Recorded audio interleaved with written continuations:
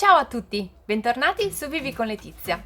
Oggi rispondo alla richiesta di aiuto di Karenina, che tramite la mia pagina Facebook mi ha scritto: ti disturbo per chiederti aiuto, ho un blocco. Mia figlia ha riciclato dei vasetti di omogeneizzati e vorrebbe che le facessi delle lanternine per il primo compleanno del suo bimbo come bombonierine. Come posso decorare i vasetti? Quello di oggi quindi è un tutorial di riciclo creativo nel quale vi faccio vedere 3 modi molto semplici per riciclare i vasetti degli omogeneizzati e trasformarli in piccole lanterne che possono essere utilizzate anche come bomboniere. Nei commenti sotto al video fateci sapere come riciclate voi i vasetti degli omogeneizzati. Io vi aspetto anche su Vivi con Letizia naturalmente, Vivi con Letizia Viaggi e Vivi con Letizia il gruppo, e noi ci vediamo alla prossima. Ciao!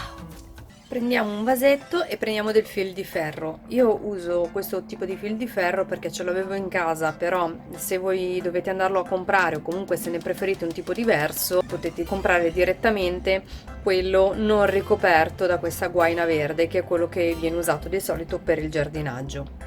Allora, per formare la lanternina prendiamo il fil di ferro e usiamo il vasetto per prendere la misura. Poi potete decidere di tagliare il gancio più lungo oppure più corto, quello lo decidete voi in base ai vostri gusti. Tagliamone un pezzo, aiutiamoci quindi con il vasetto stesso a dargli una forma arrotondata e poi con le pinzette con i becchi arrotondati facciamo le asole. Per fare le asole prendiamo in questo modo il fil di ferro e rigiriamo. Quindi dobbiamo prendere l'estremità e girarla verso l'esterno. Prendiamo ancora il fil di ferro, questa volta utilizziamo questa parte del vasetto, questa qua dove c'è il bordo. Facciamo la misura e questa volta però teniamolo un po' più lungo, quindi facciamo sporgere circa 2 cm da una parte e dall'altra. Infiliamo un pezzo di fil di ferro curvo che abbiamo fatto prima in questo modo, fissiamo al vasetto facendo una rotazione di questo tipo, così. Ecco, forse usare questo tipo di fil di ferro ricoperto dalla guaina è meglio perché non ci si punge e non ci si taglia, cosa che magari è più facile anche solo graffiarsi se ne usiamo un tipo senza guaina. E poi comunque ripieghiamola così verso l'interno. Il metodo più classico forse per ricoprire i vasetti sicuramente è quello di ricoprire con tanti giri vicini di spago fino a arrivare a questa altezza. A seconda che volete ottenere potete anche utilizzare altri materiali. Questo dà un effetto più country, questo dà un effetto più romantico, più elegante. Per ottenere un effetto più colorato, un nastro di questo tipo. Tagliamo un pezzo di nastro un po' più lungo della circonferenza del vasetto, poi incolliamolo utilizzando della colla forte adatta a tutti i materiali.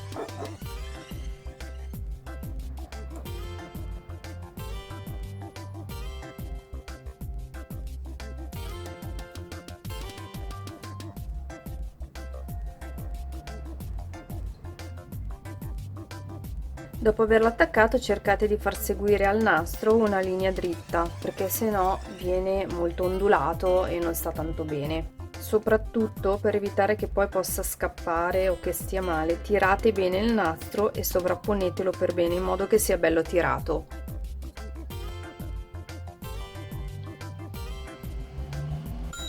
La seconda decorazione la farò usando una tecnica super facile ma d'effetto che a me piace tantissimo e in passato avevo già fatto diversi video proprio utilizzando questa tecnica, che è la tecnica marble.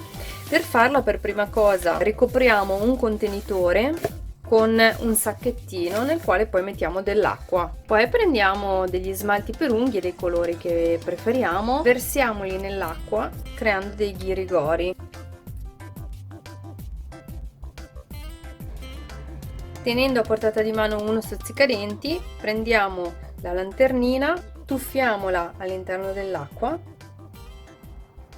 Prima di tirar fuori la lanternina dall'acqua, aiutiamoci con uno stuzzicadenti ad allontanare e ad attaccare lo smalto attorno alle pareti. E la cosa bella è che utilizzando questa tecnica ogni reazione che fate è diversa dall'altra. Dopodiché basta mettere capovolto per far asciugare.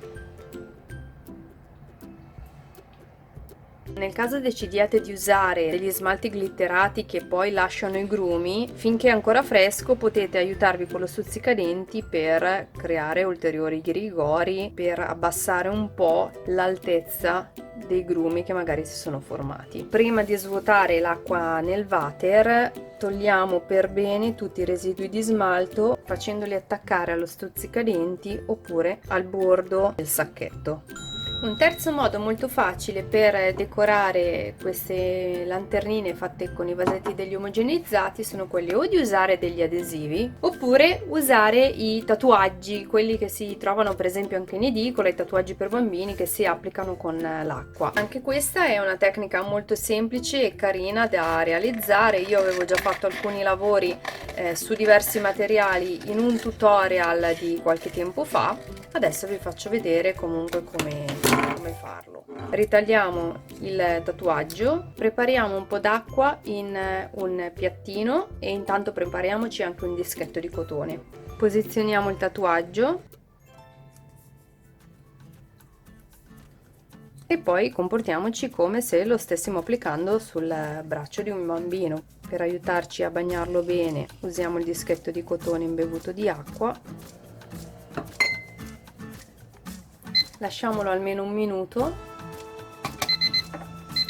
Una volta passato il minuto, vediamo se è pronto per essere staccato. Come vedete la carta si muove facilmente, però io vi consiglio di sollevarla.